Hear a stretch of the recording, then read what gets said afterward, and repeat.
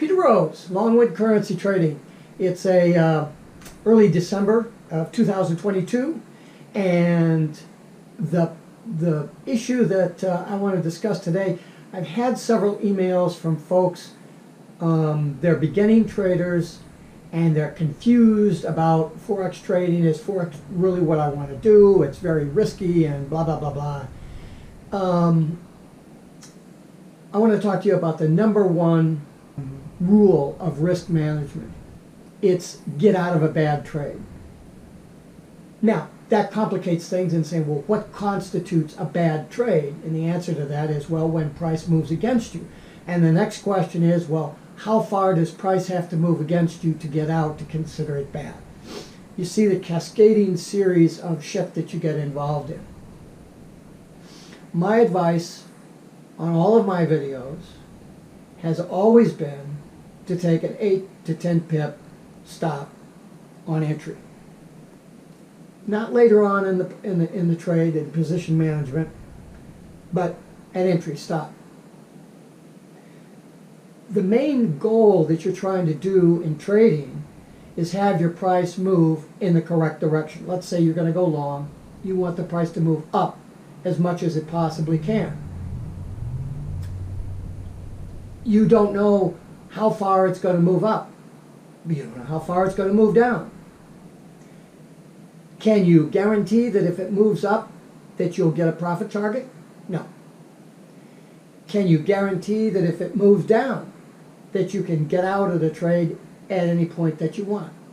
Yes. So you have control over your risk, but you don't have control over your gain. You need to get that in your head. You have to set an entry stop. When you get later into position management, whether you set a stop or not, that's your business. I usually don't set a stop because I'm there managing the trade and I'm going along, and when I see the price move against me, I get out. I don't need a stop to do that. In a volatile market, I might put a panic stop somewhere below that, so that if it barks down real quick against me, I'm at least going to get triggered out on my panic stop. But let's be realistic here. A lot of the techniques and theories that I discuss on this channel are for the intermediate level trader. The 4-figure to low 5-figure account size trader, mini lots, 1 to 2, maybe full lots trader.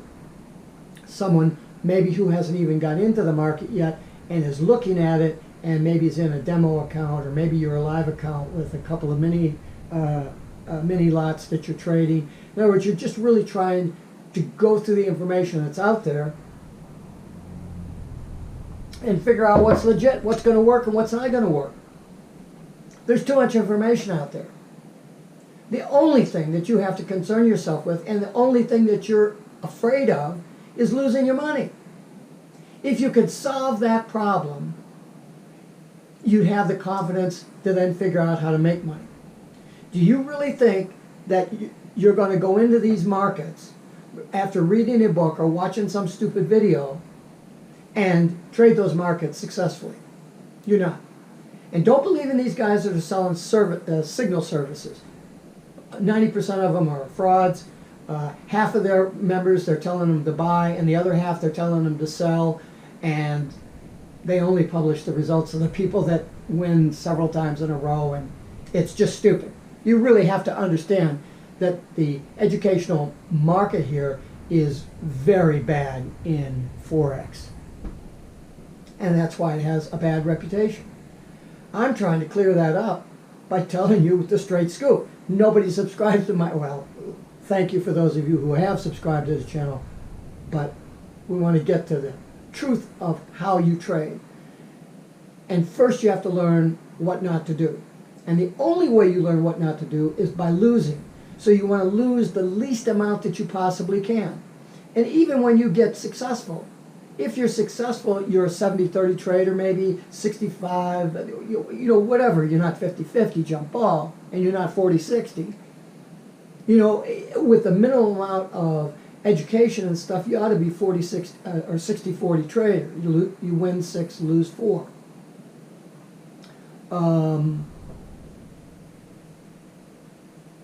In the event that you are a little bit more educated, you understand that you could be a 90-10 trader, win-loss, and still lose money. Because when you win $10, and when you lose $200. So, you know, it's hard to get valid education from people that aren't defining these things for you, so that you don't get wrapped around the axle on advanced theories and all this other kind of stuff. And God forbid you're thinking about risk to reward ratio. That's just the stupidest thing in the world. Anybody who talks to you about that is they don't know what they're doing. The only thing you have control over is your risk. And so why not cut that risk short? Are you going to get bumped out? Yeah, sure you're going to get bumped out. Look, here's our little graph, and here's our chart. Boom. And this is where you are in the analysis stage. And you say, well, what should I do? I should get in. Price is either going to go up, it's going to go sideways, or it's going to go down. So on your best guesstimate, you say, well, you know, I got a trend that's going up here. Now that could be based on a 4-hour, this is a 5-minute chart. I'm a day trader, so we're talking about 5-minute chart. So this upward trend could be confluenced with the 15-minute chart, could be the weekly chart. It doesn't really make any difference. We're not talking about that. We're just saying that we feel that there's a higher probability that price is going to go up. Well, what if it goes down? I mean, doing this after you take this trade, and you're right there, if it does this or it does this, these two things, that's 67%. You got a 67% chance of failing. There are other things that you do in entry analysis that flip that around to make you 67% in the good. But just looking at the math of the situation that you're at this point, and you don't know what you're doing, or you're not as skilled as developing your entry analysis as you could be with a little more practice, and so it's 67% against you. Now, all the wise folks out there will say, well, set your stop down here. Say that's, well, let's get rid of all this stuff. Say that's 20 pips. Some would say, well, go to this major, let's say this is a major line here, and this is, say, maybe 30 pips. Set your stop here. Then you've got a maximum value of where you're going to lose. How good are you at evaluating the probability that this is going to go up? If you're not very good, you're going to lose 20 pips.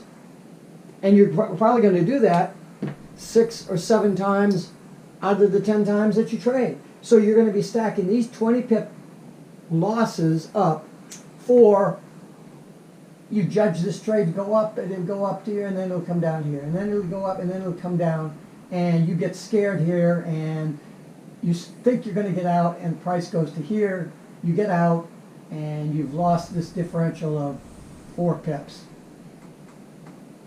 Even though you had a winning trade going for you, because you get scared, you don't know how to manage this trade, you don't have the position management squared away. But you've taken this 20 pip loss 4 or 5 times. And now you're going to either take a loss or you're going to take a small gain. It just isn't going to balance out for you. If you're wrong, you're going to be wrong right here. And that's going to be, this value is 8 to 10 pips. On a $10,000 account, trading one full lot, that's $80 to $100. When you get the price right and it goes here and you know what you're doing, and you get 40 pips, or maybe you stage in an extra lot and then you get 40 pips on 2, All right, so you get $40 times 20, because it's $20 a pip. Now you're talking the big money, but you've only risked $100 to get that, because you stage in and you get the other one there. Why not get out with this small loss? You can control that, but you can't control the rest of this mess. It's the point of it. The number one rule of risk management is to get out of the trade when it's going against you. If you don't have the experience to make the determination of when it's going against you, what are you going to do? You're going to wait 20 pips, 30 pips, 50 pips? What are you going to do? Why not get out at 8 pips? Are you going to lose a lot? Yes, you're going to lose 8 pips a lot of the time. You're going to lose $80 a lot of the time. If you lose 80 pips 10 times in a row, you're going to lose $800. And you've still got plenty of dry powder in your account to figure out, well, geez, I did something wrong. What did I do wrong 10 times? Oh, I did whatever. And now you change that around. Instead of losing $80 10 times, you lose $80 7 times, you win 3 times, but you win $200 3 times. Or 5 times, or whatever it is. And you start to change that win-to-loss ratio. And you start to learn how to maximize the winning trade that you have, and you're maximizing your average winning value to maybe $150, you lose $80, do the math. You lose $80 4 times, and you win $100 6 times. You're ahead. So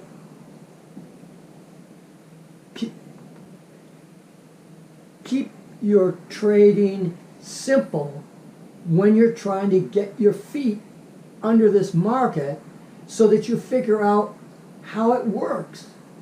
And once you get your experience and you have a consistent win-to-loss ratio and an average win value, those are the 2 major metrics that you're looking to try to develop. Now, it's going to take you probably 100 trades to figure things out, just so that you can become consistent. So the next 100 trades that you do should be fairly consistent, and that'll give you a valid win-to-loss ratio and average winning value. You can't do it based on the 200 trades because you didn't know what you were doing. You were trying to get your rules squared away in that first 100 trades. So give yourself time to develop this stuff, because once you have learned how to develop good, solid, consistent win-to-loss values and average win value, you don't try to get more pips. You put more money into the account and you make more money. I don't know what these guys are doing trying to teach you how to grow a small account from $1,000 to $3,000. If you're experienced, you can do that. Look, when I started out, I didn't have any education. I tried to do this on my own, learn it on my own. I thought people that were out there teaching this stuff knew what they were doing. They don't. I've been teaching martial arts for 50 years. I know good education and crummy education. I've got a degree in physics, almost a minor in math. I've gone through my portfolio before 40 years as a real estate investor. I think I know a little bit about how to present information and be successful at that information, and how to take in information and be successful at it. I didn't do that. I trusted the educators out there to give the straight scoop. Of course, I was listening to the wrong guys, but when you're starting out, how do you differentiate the wrong guys from the right guys? Because the wrong guys are lying. And you can't tell because it's on a video. Okay. But in your beginning stages, the idea of your entire purpose in trading and your entire risk management is to get a good win-to-loss ratio and average trade value. Now, you're going to need to learn how to do that. You're not going to learn it from a book, but you need to learn how to do that. I'm just telling you, you need to learn how to do that. At least if you can't do it, at least know what you're trying to do. And the way that will help you the most is to do an 8 or a 10 pip stop on entry. And yes, it's going to get hit, and you're going to lose, and you're going to lose, and you're going to get tired of losing. So eventually you'll pay attention to what's going on, and you'll figure out the solution to that. Once you figure the solution out, you may want to give this 8 pips a little bit of room to breathe, and you may want to go down to 10 pips. And as you become more and more experienced, and you get to read what the chart is trying to tell you, then you might go to 15 or 20 pips. Because there are all kinds of cool stuff that you can do, but you have to know what you're doing, and you have to have a broad view of the market before you try that stuff. Just remember that the most important rule of risk management is to get out of a bad trade. Peter Rose, Longwood Currency Trading. Have a great day and have a great trading day.